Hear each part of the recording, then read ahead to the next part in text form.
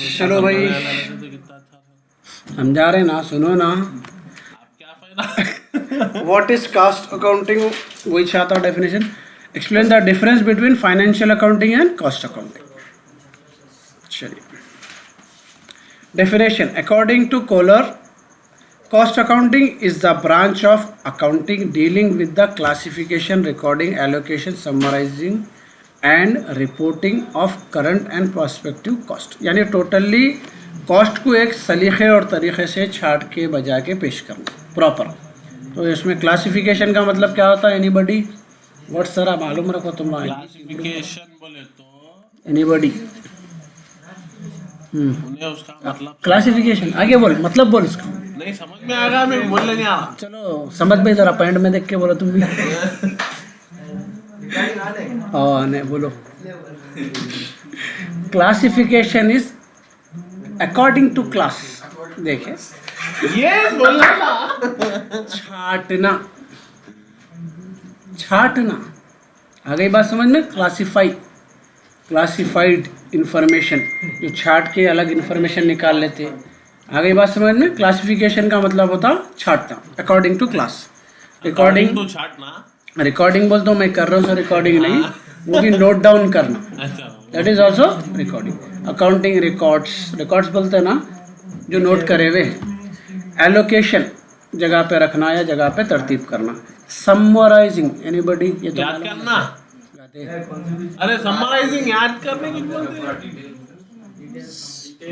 Summarising बोले तो उसको प्रॉपर तरीके से इंफॉर्मेशन में जो है ना उसको तरतीब देना। रिपोर्टिंग, इन्फॉर्म करो। आगे समझ में। ये पूरा क्या है? कॉस्ट के डिटेल्स पूरे तरतीब से पेश करना। ओवरऑल मतलब इसका ये होता आपका cost accounting. Accounting is an act of recording, classifying and summarizing in significant manner and in terms of money transaction and events which are in part at least of financial character and interpreting the results there। तो इसके अंदर वो reports है जो सिर्फ और सिर्फ पैसे से प्योरली रिलेटेड है। फाइनेंस अकाउंटिंग आ गई बात समझ में। फाइनेंशियल अकाउंटिंग अपन फर्स्ट सेमेस्टर में करे थे, सेकंड सेमेस्टर में करे थे। Financial accounting 1, financial accounting 2। उसमें क्या था? Purely net profit, gross profit में डील कर रहे थे अपन, याद है? पार्टनरशिप नहीं था उसमें। उसमें डिप्रिसिएशन वगैरह, प्योरली पैसे का जो अकाउंट होता दैट इज कॉल्ड। अब यहाँ पे क्या है, अपन उसको बोनस कितना देना है, वो रेट कितना पड़ रहा, तो एक डायरेक्टली पैसे से रिलेटेड नहीं है अपन इसमें। ओके, कौन से चार्जेस किस पे अप्लाई हो रही, ये चीज़ें चल रही हैं। चलिए meaning, it refers to that of branch of accounting deals with the cost incurred in the production. जो भी प्रोडक्शन में कॉस्ट लगा रहे हैं वो इसके अंदर अपन कॉस्ट अकाउंटिंग में मालूम करते हैं। It refers to the accounting concern with the recording of financial data, पैसों से रिलेटेड जो भी information. Nature, it makes use of the historical data provided and outline sheet. जो भी अब तक अपन प्रोडक्शन में इनकर्ड कर दिए हिस्ट्री, वो डेटा लेके मालूम करते हैं कितना कॉस्ट लगा। Okay, it mainly deals with the historical data, ये भी वही है। Scope, it's ascertain the cost of a product और सर्विस, वही चीज़ों को रिपीट कर रहा है। इससे क्या मालूम होता है अपने को? प्रोडक्ट या सर्विस की जो कॉस्ट पड़ रही है अपने वो आइडेंटिफाई करते हैं। It includes preparation of trading account, profit and loss account and balance sheet. अभी समझा दिया आपको मैं। अपने को जो है gross profit, net profit, balance sheet वही टैली करें, वो होता अपना financial account. Objective, it records by the firm in producing a product or service। तो इसको कई को बना रहे हैं बोले तो इससे अपने को डिटेल्स रिकॉर्ड करते कॉस्ट अकाउंटिंग में। जो अपन प्रोडक्ट या सर्विस दे रहे हैं उसके पूरे तफसील के अपने को डिटेल्स कितने में पड़ रहा, क्या पड़ रहा, वो रिकॉर्ड करते हैं।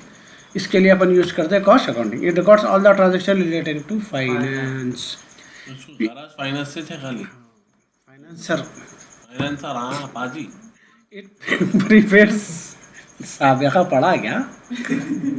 बस गाड़ी वाड़ी उठाया क्या? नहीं मैं खड़े हुए रहते मालूम है वो आज तक नहीं घटे। Periodicity, it prepares its report weekly और मंथली। तो आपको जो है वीकली या मंथली जो है कॉस्ट अकाउंटिंग की कंपनी में रिपोर्ट जो है यूजुअली बनाई जाती है।